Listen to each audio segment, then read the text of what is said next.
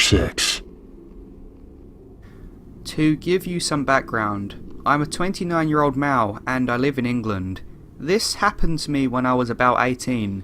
I had recently broken my leg and I was no longer in a cast, but I was still using crutches. This part will become important later in the story. A mate of mine was sleeping over at my house, so we ended up staying up late and watching TV and playing on my PS2 and things like that.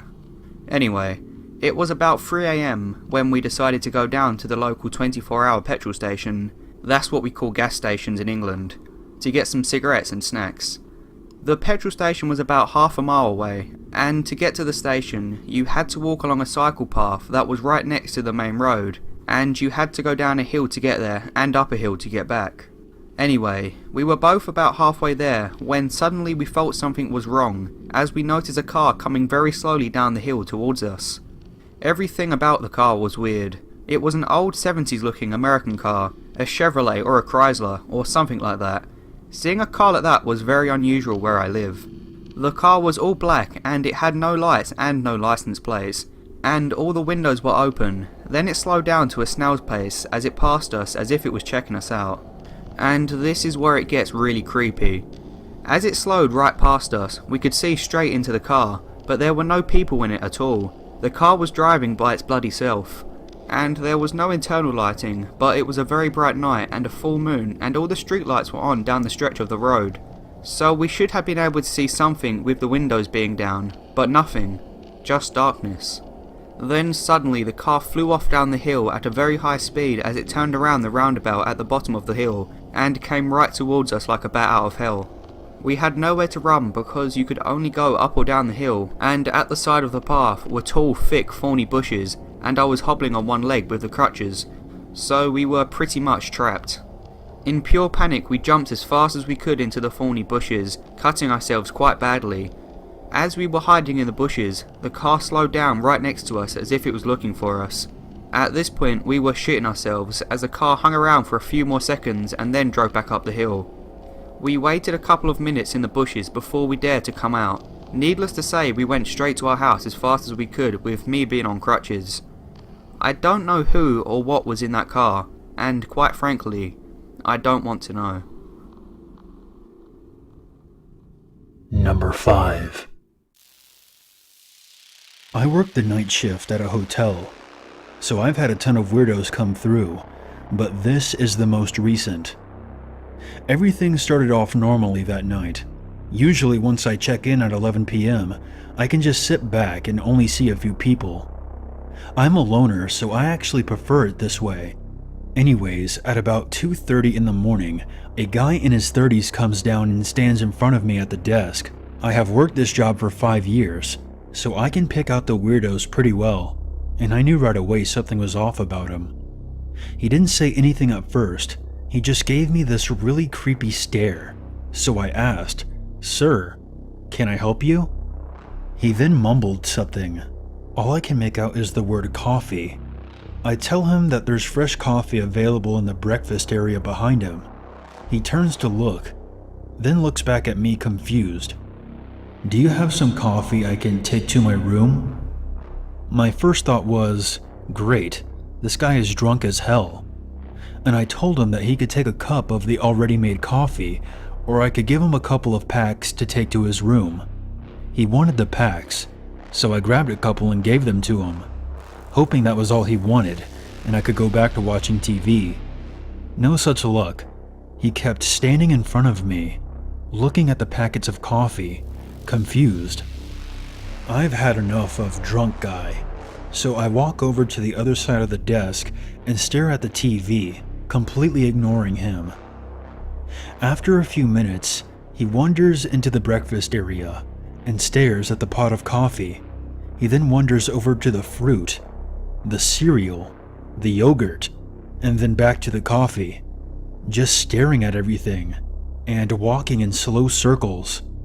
After a while of that, he stops looking at the food and just looks at the ground. He then starts muttering to himself while he's walking in circles. Now he's officially freaking me out. He's at least 6 inches taller than me, 50 pounds heavier, and I'm the only one on shift. I start thinking of escape options, like locking myself in the laundry room or running to the gas station next door. I have had to do it a few times when things have gotten really bad, so I try to plan ahead when someone is giving me bad vibes. About 15 minutes after he starts walking in circles, he heads down the hall, still muttering. I relax a bit, happy that he's gone to bed to pass out, and that I'll have the lobby all to myself again.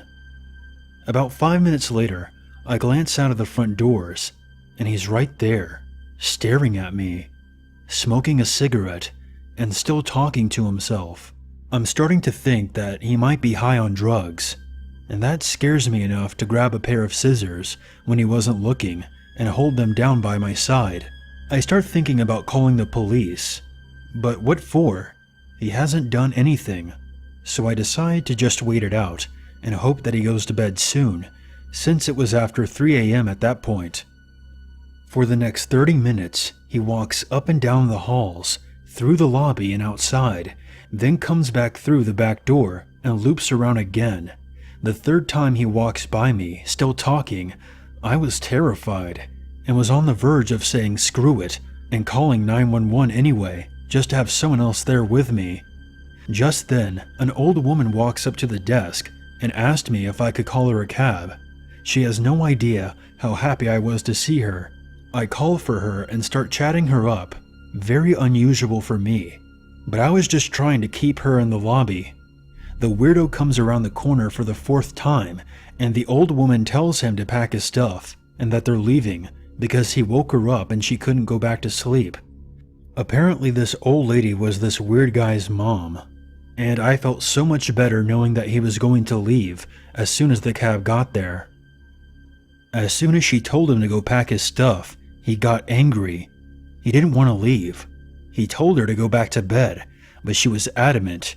And after they argued for a bit, awkward for me just standing there watching, he goes upstairs to pack. She explained to me that she could tell he was getting agitated and that it was time for him to go home.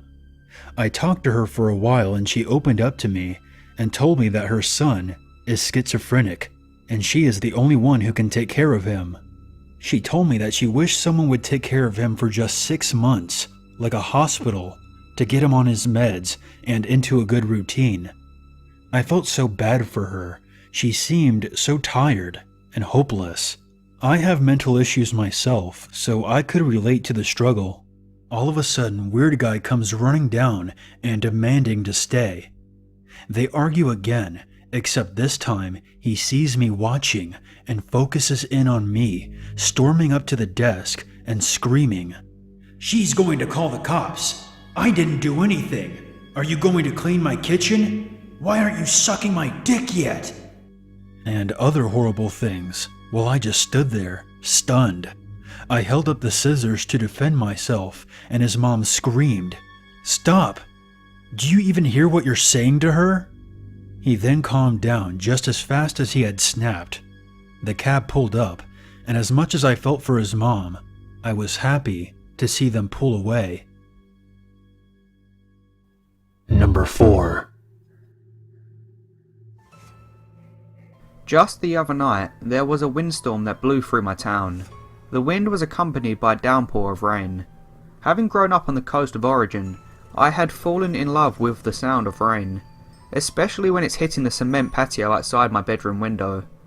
So I had my window open so I could hear the rain better and settled into bed, curling up my blankets and trying to fall asleep. Not long after settling in, I heard what sounded like nails or claws scratching the cement. This wasn't entirely out of place, seeing as I have 2 wolf hybrids who usually sleep out the back at night.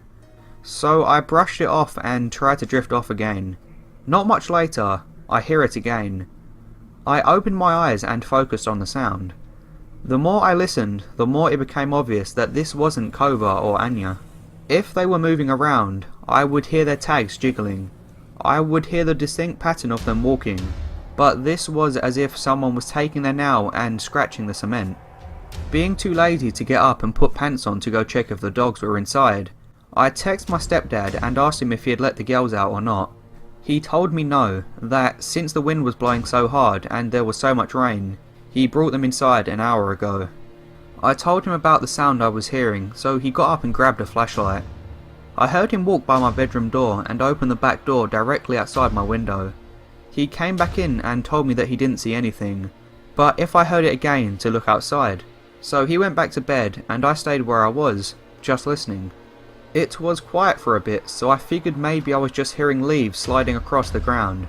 I had finally began to fall asleep when I hear a hard thud on the outside of my bedroom wall. It startled me and I got up, peeking out the window to see what the hell it was.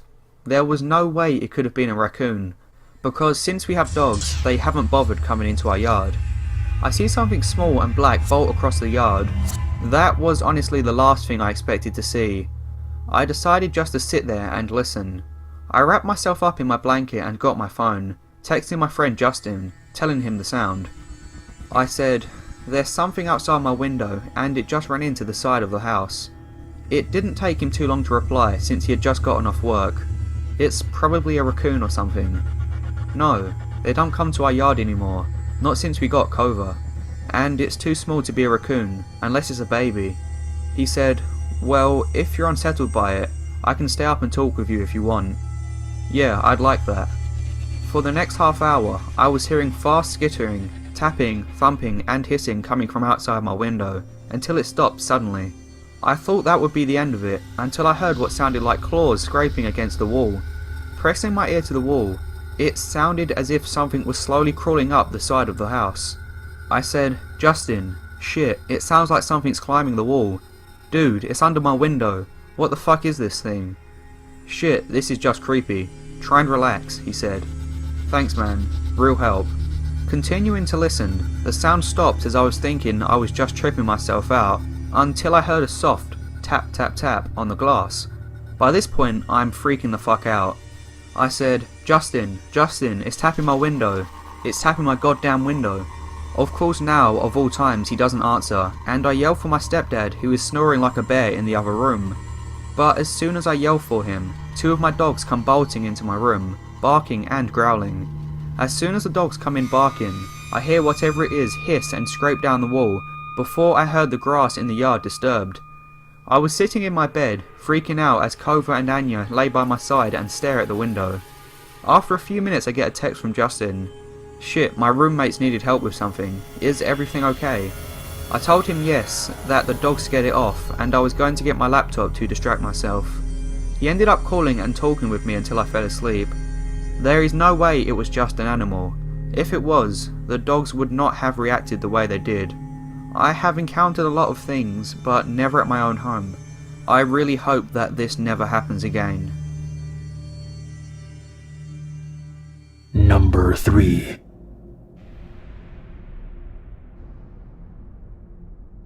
As a recent lurker, I figured I would share my own story. I don't remember much of this happening, and I was too young to know what was going on, so a lot of this is based off my mother's memories. When I was very young, back in the early 90s, we didn't have a landline. I wanted to call my grandmother, so while my mom was busy painting the shed in the garden, I took the liberty of coasting out of the front door to access the public telephone box located at the end of the block, without knowing my grandmother's number. I could barely read at the time. Someone had left our front gate unlocked, presumably the postman or someone. It was very easy for me to escape. I excitedly made my way towards the phone box. Roughly halfway along the block, a man saw me making a beeline for the box. As I was only 3 or 4 at the time, wandering around without an adult, this naturally caught his attention. The man scooped me up and began carrying me towards the opposite side of the road. At that moment, my mom began racing up the road in my dad's car and stopped when she saw me with this strange man. She then demanded that he hand me over, and he did, claiming that he was just about to bring me home. This obviously raised all sorts of alarm bells for my mom. How did he know where I lived? She said that while he seemed sincere, something was off, but she didn't pursue it. She continued to see him around every now and then, nothing major, until one day, about a decade later, his face was on the local newspaper. The guy was on trial for molesting children, and was later convicted, but he has since been released after serving 4 years. If my mom had noticed that I was missing and got straight out to look for me, things could have been pretty grim. So, stranger from my childhood, let's not meet again. Number 2. So before I get into telling you guys my story, I have to go into a bit of a technical rant to explain a few things, as this story takes place on my computer. There are certain programs called emulators that, in basic terms, they mimic being the behaviour of a device in a device which was not the original. For my story, I was emulating the old video game console called a PlayStation 1 on my PC in hopes of reliving my childhood. Story time. So I was feeling nostalgic one afternoon and proceeded to launch the emulator like I have done the past 1000 times. I select the game I wanted to play as always. It was Crash Bandicoot, in case any of you old gamers were wondering. I then proceeded to click run. Again, nothing out of the ordinary yet. But here is where things get creepy. Instead of jumping straight to the PS1 boot screen, it went straight to a black screen that had a flashing white line on the very top corner. It looked very similar to the terminal screens you see in movies. I quickly noticed this oddity and shrugged it off as being my computer being slow today and not processing the screen instantly as it always does. Right? Well, no. The next screen is the PS1 boot screen, but the damn thing threw me into one of the biggest emotional slaps I have ever taken. If you looked at the picture of the boot screen, you would see that there is a white text at the bottom that reads some licensing bullshit. But with my boot screen, the part that reads of the trademark was gone, and the part that says SCEE was replaced with Be scared. and was offset to the right. I have never closed a program that fast before. After a few awkward Google searches, I failed to find anyone else who has experienced this or ever heard of it before. So as a pioneer in the what the fuck business, I set out to record this oddity happening. I opened my screen to capture the program and started recording. Then I tried everything I could to recreate the glitch, but to no avail. Those failed ghost hunting attempts gave me enough confidence in the program to not delete it. I just hope it was some sick joke from the developer of the emulator. Number 1. So this was told to me by an old family friend, Nikki, numerous times as a kid growing up, as one of those life advice lessons to keep in mind throughout the years, and to her credit, I've never forgotten it. Whenever anything associated with hitchhiking comes up, it always springs to mind, and probably always will. Makes me a bit ill whenever I think about it, actually. Nikki grew up around the same time as my dad, so this was the early 1980s, I believe. She was a young woman in her mid-20s. She was one of those real kind-hearted souls, always willing to help another out in time of need. And I can't imagine her being anything other than that when she was younger, so I totally see her doing this too. So driving into the city was about a 2-hour or so drive from town. She saw a man walking down the side of the road. As she neared, he turned, and in typical hitchhiker manner, stuck out the old arm and thumb. Nikki, bless her heart, pulled over and asked him if he needed any help. She told me that he was really polite, if not a bit shy, when he asked for a lift into the city. Nikki gave him a smile and popped open the passenger door for the guy, who tossed his bag into the back seat and buckled up for the ride ahead. They talked pleasantly for most of the trip, about friends and the news, etc. You know, happy small talk. She felt that they were getting on really well, and even bought him dinner at a pit stop a little over halfway there. She says he seemed really flustered and awkward when she paid. But one of the things they had talked about was money and how he was pretty dang strapped for cash, which was why he was hitchhiking in the first place. But he eventually relented and they went on their way. As soon as they got into the city, he thanked her for the ride and the food and asked to be dropped off once they hit downtown. Before getting out, he asked for Nikki's number so he could contact her someday and they could catch up. Thrilled at the prospect of knowing how her new friend was faring, Nikki wrote it down for him and drove off with a warm feeling of having done a good deed. Now, I'm sorry if you were expecting anything creepy to have happened by now, but I think this is what freaked me out so much as a kid, how nice everything seemed to have worked out. Nikki gets a crease in her forehead and a funny look in her eye when she tells me about this next part, about how a week later she got a phone call from her new driving buddy.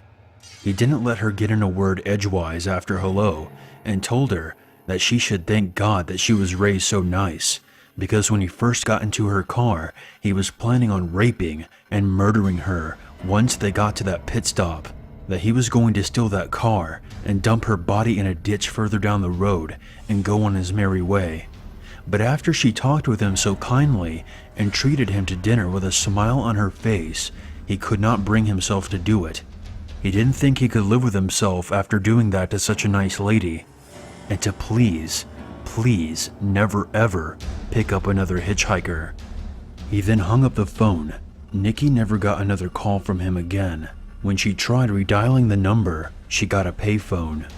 So Mr. Hitchhiker, I know I'm never going to meet you, because I'm going to listen to the advice you gave your driving buddy and never, ever pick up a hitchhiker.